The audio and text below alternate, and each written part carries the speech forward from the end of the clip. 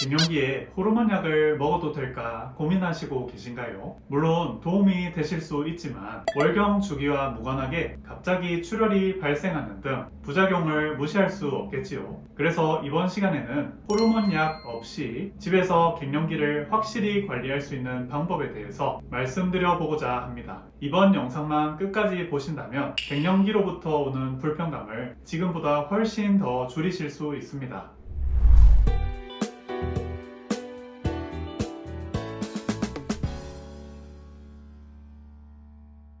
안녕하세요. 한약의 소리 한의학 박사 김조영 원장입니다. 이 증상들이 40대 후반, 50대 초반에 나타나신다면 갱년기가 왔을 가능성이 높습니다. 생리가 점점 줄어들면서 안 하는 달이 늘어나고요. 머리로 열이 오르고 몸이 가렵고 소화가 안 되고 메스껍고 잠이 안 오고 혈압도 오르고 두통도 생겨요. 땀도 많이 나고 가슴도 두근거리고 온몸이 쑤시고 짜증이 나고 우울해요. 피부도 건조해요. 살이 쪄요. 갱년기, 그리고 다른 말로 완경이 시작되는 징조는 생리불순입니다. 생리불순이 생기고 나서 생리가 중단됩니다. 호르몬이 부족해지며 안면 홍조가 뚜렷하게 나타나고 생식기에 위축 증상이 찾아옵니다. 생식 기능이 멈추고요. 골다공증과 심혈관계 질환이 생깁니다. 혈압이 오르고 고지혈증, 죽상동맥경화가 찾아옵니다. 피부 노화가 빨라지고 우울증, 불안증, 성욕 감퇴가 찾아옵니다. 이 표는 간이 갱년기 지수 표입니다. 자각하는 증상의 정도를 점수로 표시해서 합계 점수가 25점 이하인 경우는 이상이 없는 것으로, 50점 이상은 갱년기 증후군에 대한 검사가 필요한 것으로, 66점 이상은 치료를 해야 한다고 평가할 수 있습니다.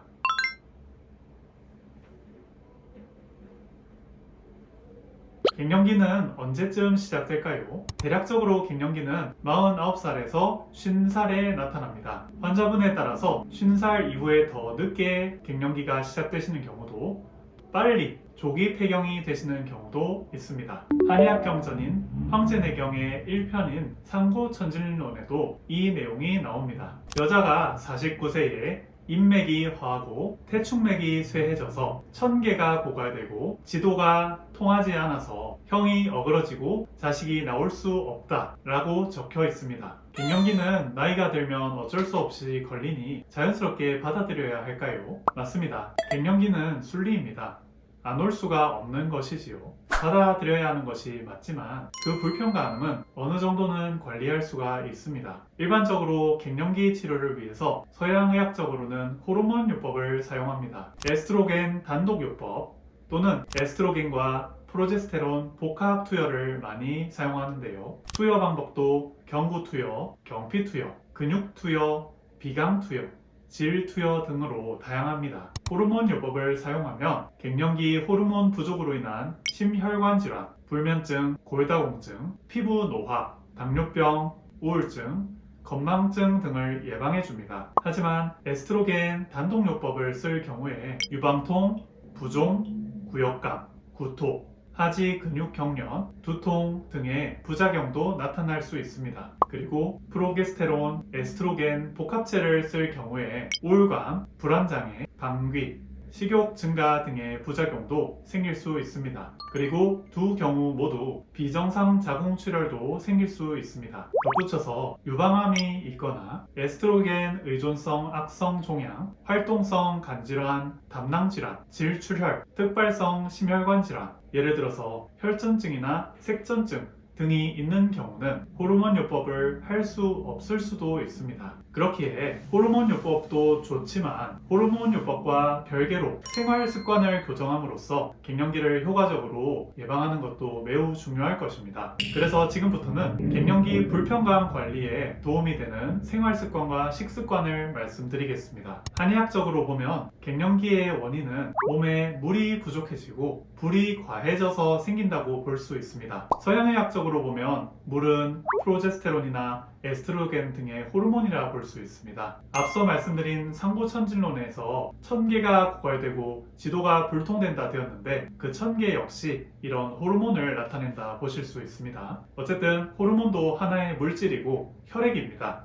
혈액이 부족해진 걸 채워주고 열을 식혀주면 갱년기의 불편한 증상들을 예방할 수가 있습니다. 이 과정에서 매우 좋은 것이 첫 번째가 야채와 과일 섭취입니다. 과일과 야채는 기본적으로 생물이기에 서늘한 성질을 띠고 있습니다. 그리고 각종 필수 영양소, 비타민과 미네랄이 풍부해서 혈액을 보충해주고 열을 식히는데 안성맞춤입니다. 그런데 아무 과일, 야채나 다 드셔도 좋겠지만 체질에 맞게 과일과 야채를 챙겨 드시는 것도 도움이 많이 됩니다. 소양이는 석류나 복분자, 구기자, 딸기, 참외, 태음이는 콩, 칡즙, 마, 비트, 소음이는 토마토, 생강, 계피, 태양이는 블루베리, 돌나물 등을 꾸준히 드시면 도움이 많이 됩니다. 다음으로 칼슘과 비타민 D 보충도 중요합니다. 갱년기가 되면 호르몬 고갈로 인해 뼈가 약해집니다. 그렇기에 의도적으로 칼슘과 비타민 D를 보충해서 뼈를 튼튼하게 해주는 것이 중요합니다. 소양이는 해산물과 돼지고기, 오리고기를, 태음이는 우유와 소고기, 요구르트를, 소음이는 멸치와 닭고기, 양고기를, 태양이는 해산물과 다슬기를 드시면 좋습니다. 비타민 D는 보충제로 드셔도 좋고요. 밖에 나가셔서 햇빛을 쬐시며 산책을 하시는 것도 비타민 D를 합성시켜 매우 좋습니다. 다음으로 걷기를 추천드립니다. 갱년기 증상을 잘 살펴보면 머리는 뜨겁고 배가 찬 증상들이 나타납니다. 그렇기에 머리의 열을 배와 다리로 내려줄 수 있으면 정말 좋은데요. 걷기 운동이 이것의 최적의 방법입니다. 걷게 되면 다리를 움직이게 됩니다. 그러면 모든 혈액이 다리로 쏠리게 됩니다. 다리로 혈액순환이 잘 되면 머리에 쌓였던 열이 다리로 내려가고 배로 내려갑니다. 그래서 머리는 시원해지고 다리와 배가 따뜻해집니다. 더불어서 걷게 되면 우리 몸의 근육을 쓰게 되기 때문에 근육도 튼튼해집니다. 특히 맨발 걷기, 그리고 다른 말로 어싱은 자유전자를 우리 몸에서 흡수하게 하여 활성산소를 제거해주고 항산화 작용을 해서 갱년기 극복에 도움이 많이 됩니다. 그렇기에 걷기도 좋지만 맨발 걷기는 더더욱 추천드립니다. 동의보감에 보면 두한 조결이라는 말이 나옵니다. 즉 머리는 시원하게 하고 발을 따뜻하게 하라는 뜻인데요. 앞서 말씀드렸듯이 갱년기 증상은 머리 쪽이 뜨거워지고 배와 다리, 손이 차진다고 했습니다. 그렇기에 이것을 역전시키기 위해서 걷기도 좋은 방법이지만 반신욕을 하시고 목 뒤에 냉찜질을 하시는 것도 추천드립니다. 목 뒤에 냉찜질을 하시게 되면 머리에 열이 식게 되고 또 머리가 차가워지다 보니까 추위를 이겨내기 위해서 혈액순환은 더욱 원활해집니다. 그래서 손발 끝까지 혈액이 더 잘 가게 됩니다. 반신욕이나 족욕을 하게 되시면 아랫배가 따뜻해지고 발이 따뜻해집니다. 이 반신욕과 족욕 그리고 목 뒤 냉찜질을 한꺼번에 해주신다면 가장 이상적이라고 볼 수 있습니다. 냉찜질을 하시게 되면 머리로 열이 오르고 몸이 가렵고 잠이 안 오고 혈압도 오르고 두통도 생기고 땀도 나고 가슴도 두근거리고 짜증이 나는 것도 완화할 수 있습니다. 반신욕과 족욕을 하시게 되면 소화가 안 되고 메스꺼운 것과 온몸이 쑤시는 것, 우울감, 피부 건조감, 살이 찌는 것을 예방할 수 있습니다. 그렇기에 반신욕과 족욕 그리고 냉찜질은 갱년기 증상들을 이겨내는데 또 하나의 좋은 방법입니다.